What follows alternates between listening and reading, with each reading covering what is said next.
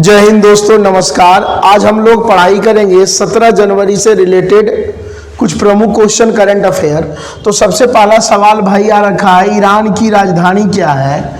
तो आप लोगों को पता है कि ईरान की राजधानी क्या है, तो तेहरान है।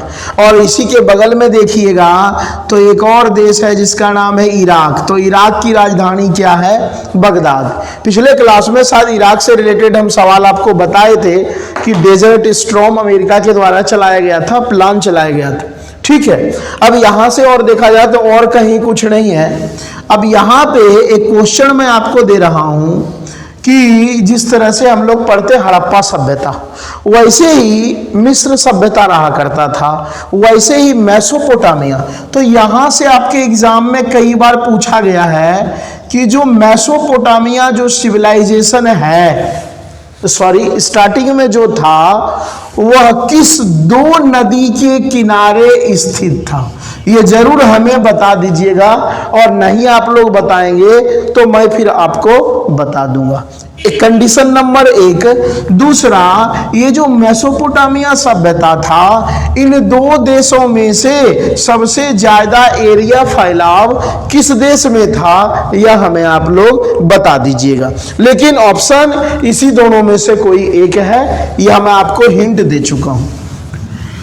अगला सवाल है भाई, असम सरकार से सवाल पूछा गया है, आपसे सीधा सा पूछ दिया जाएगा कि पूर्व मुख्य न्यायाधीश, पूर्व मुख्य जो सीजीआई थे जिनका नाम था रंजन गोगोई, रंजन गोगोई को असम का, ध्यान रखिएगा सीधा सा सवाल दे देगा कि हाल फिलहाल में असम का सर्वोच्च सम्मान किसे दिया गया?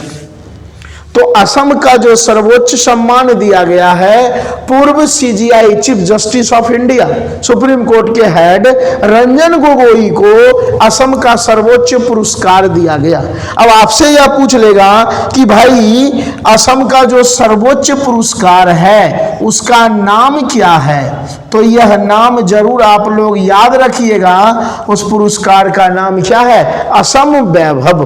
क्लियर है? जैसा कि होमवर्क मैं देते रहता हूं, असम का सीएम आप लोग देख लीजिएगा, और असम के गवर्नर कौन है, असम की राजधानी आपको पता ही है। क्लियर है यहां तक? अगले सवाल की ओर बढ़ते हैं, और मैं आपको बता दूं बहुत तेज गति से आप लोग तैयारी कीजिए। एसएससी जीडी का पेपर आ गया है भाई, 20 फरवरी से है। रेलवे की वैकेंसी बड़े पैमाने पे आने वाली है। फोकस कीजिए, current affair, science, maths, reasoning, इन सभी सेक्शन पे कीजिए, तभी कोई उपाय है, ना तो कुछ ना होगा भाई। टाइम पास करने से कोई फायदा नहीं है। अगला सवाल यह आया है कि कोचीन बंदरगाह कहाँ है? सीधा सीधा सा सवाल, कई बार एमसीक्यू डायरेक्ट आ जाते हैं। तो कोचीन जो बंदरगाह है वह यदि हम देखें मुख्य रूप से तो किस राज्य में स्थित है? तो केरल राज्य में स्थित है। लेकिन कई बार यह पूछ दिया जाता है कि ये जो कोचीन बंदरगाह है केरल के किस जिले में स्थित है?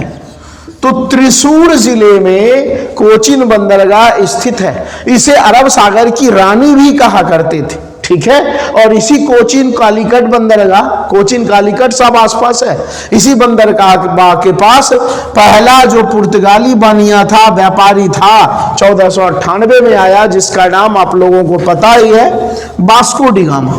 और पुर्तगाल यह था, तो पुर्तगाल की राजधानी क्या है? तो पुर्तगाल की राजधानी लिस्बन है। क्लियर है? अगला सवाल बड़ा ही फेमस आया है भाई, डेयरी उद्योग। डेयरी उद्योग आप लोग जानते ही होंगे। डेयरी उद्योग कहने का मतलब दुग्ध उत्पादन। हाल फिलहाल का भाई डेटा आया है, विश्व में अप्रोक्स मैं बता रहा हूं, विश्व में भारत का प्रतिशत दूध उत्पादन में कितना परसेंट है? लगभग 25% या लगभग 24-24.5%। और यह दुनिया में सबसे ज्यादा दूध उत्पादित करने वाला देश अपना भारत है। जब दुनिया में सर्वाधिक उत्पादन वाला, दूध उत्पादन वाला देश भारत है, तो मवेशी की भी संख्या कहां सबसे ज्यादा होगी? तो मवेशियों की, एनिमल की संख्या कहां ज्यादा होगी? तो वह भी भारत में होगी। हाल फिलहाल में जो डेटा आया है भाई, इस डेटा में, डेटा से पहले आप देखोगे ना तो सबसे ज्यादा दूध उत्पादन करने वाला राज्य राजस्थान था, लेकिन न्यू डेटा के अनुसार और दूसरे नंबर पे उत्तर प्रदेश था। जो न्यू डेटा आया है, न्यू डेटा में पहले पोजीशन पे कौन आ गया भाई? उत्तर प्रदेश। और सेकेंड पोजीशन पे कौन आ गया भाई? तो राजस्थान। कई बार दोस्तों यह भी सवाल आपसे पूछा जाता है आपके एग्जाम में कि फ्लड रेगुलेशन, फ्लड क्रांति किससे है? तो फ्लड का मतलब क्या होता है भाई? बाढ़ आ जाना। तो दूध बड़े पैमाने पे दुग्ध उत्पादन से संबंधित है। कौन सा क्रांति? फ्लड क्रांति। इसे कई बार हम लोग व्हाइट रेवोल्यूशन, श्वेत क्रांति भी कह देते हैं। तो यह भी आप लोग ध्यान रखिएगा। अब आपसे यदि पूछा जाए कि भारत में बड़े पैमाने पर फ्लड क्रांति की शुरुआत दूध उत्पादन पर भारत सरकार कब बल दिए थे? तो 1970 में। क्लियर है? तो यह चीज आप लोग ध्यान रखिए जो प्रेजेंट टाइम में क्वेश्चन बने हैं। क्लियर है? अब यहां से आपसे क्वेश्चन क्या पूछा जाता है, मैं होमवर्क देता हूं, आप लोग 2, 3, 4 चीज कर लीजिएगा। कुछ यदि देखिएगा तो भैंस की जो अच्छी हाइब्रिड नस्लें, जैसे मुर्रा भैंस हो गए, है ना, ये सब ज्यादा दूध देते हैं, तो इन सबों के नस्ल थोड़ा सा आप लोग याद कर लीजिएगा, क्योंकि यह चारों के चारों आपके एग्जाम में पूछे जाते हैं। 2 से 4 भैंस के हो गए, गाय के हो गए, इन सबों के नस्ल, जैसे साहीवाल हो गया, है ना, मेरिनो भेड़ हो गया। अब यहां यदि देखिएगा तो यहां से एक सवाल इससे पूछा जाता है, बकरी से पूछा जाता है भाई, है ना, कि सबसे अच्छी क्वालिटी की जो उत्पादन होता है ऊन की प्राप्ति वो किससे होता है? तो यहां पे यदि ये तो मेरिनो भेड़ हो गया, तो यहां पे आप देखिएगा भारत के हिमाचल प्रदेश क्षेत्रों में एक बकरी की नस्ल होती है जो काफी ज्यादा दूध भी देती है और ऊन उत्पादन भी करती है। यह जरूर आप नाम ढूंढ करके हमें बताइएगा। क्लियर है? अगला सवाल है भाई, अभी हाल फिलहाल में यूएसए के लॉस एंजल्स में, ध्यान रखिएगा, यूएसए के लॉस एंजल्स में 75 नंबर का 75वां एमी अवार्ड दिया गया। तो ये सब क्वेश्चन हालांकि आपके एग्जाम में बड़ी मुश्किल से आएगा, लेकिन कई बार क्या होता है, पूछ दिया जाता है कि भाई एमी अवार्ड कहाँ दिया गया? तो यूएसए के लॉस एंजल्स में। अब इसमें क्या हुआ भाई? इसमें देखिएगा लॉस एंजल्स में हुआ ड्रामा सीरीज में, ड्रामा में सबसे अच्छा जो आया है वह आया सक्सेशन को। ड्रामा सीरीज के लिए सबसे प्रमुख जो आया है वह ड्रामा, छोटी छोटी से रील टाइप की, मूवी टाइप की, छोटी छोटी होती है, सीरियल टाइप की, तो सक्सेशन को ज्यादा अवार्ड दिया गया। और कॉमेडी की यदि हम बात करें तो यही दोनों पूछेगा, तो यही दोनों पूछेगा।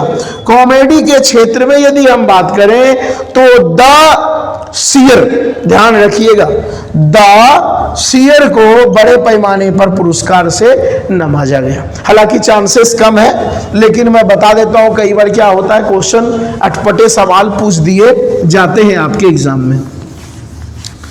अगले प्रश्न की ओर बढ़ रहे हैं भाई फटाफट। अगला प्रश्न है 9th नंबर का ग्रह कौन सा था? है ना, यहां हम पढ़ाने नहीं बैठे हैं एक साइड से कि बुध है, शुक्र है, पृथ्वी है, ठीक है, मंगल है, वो सब नहीं, सीधा क्वेश्चन पे आते हैं, हिट करते हैं, नहीं तो सोलर सिस्टम पढ़ाने लगेगा 2 घंटा लगेगा। 9th नंबर का जो ग्रह था भाई उसका नाम क्या था? प्लूटो। यह पूछा जाएगा प्लूटो ग्रह की खोज किस वर्ष की गई? तो प्लूटो ग्रह की खोज यदि बात करें 1930 में की गई, लेकिन ये जो है यह एरिया यहां तक सनलाइट पहुंच ही नहीं पाता था, यह धीरे धीरे सिकुड़ने लगा। और यदि ये दूसरा सवाल पूछा जाता है कि अब टोटल ग्रह की संख्या, प्लेनेट की संख्या कितनी है? तो टोटल प्लेनेट 8 हैं, क्योंकि 9th नंबर के जो प्लेनेट थे प्लूटो, उसको ग्रहों की श्रेणी से किस वर्ष बाहर कर दिया गया? तो अंतरराष्ट्रीय स्पेस एजेंसी सन 2006 में प्लूटो लगातार सिकुड़ता जा रहा था, इसलिए इसे कह दिया अब ये ग्रह नहीं है, जब बल्कि क्या है, यह बौना ग्रह है। तो प्लूटो को को ग्रहों की श्रेणी से 2006 में बाहर कर दिया। तो 17 तारीख में भाई यही सवाल बना है ना, इससे ज्यादा तो बनता नहीं है। तो इतना आप लोग पढ़ लीजिए, 17 तारीख का करंट अफेयर आपका कंप्लीट। फिर मिलते हैं हम लोग अगली क्लास में।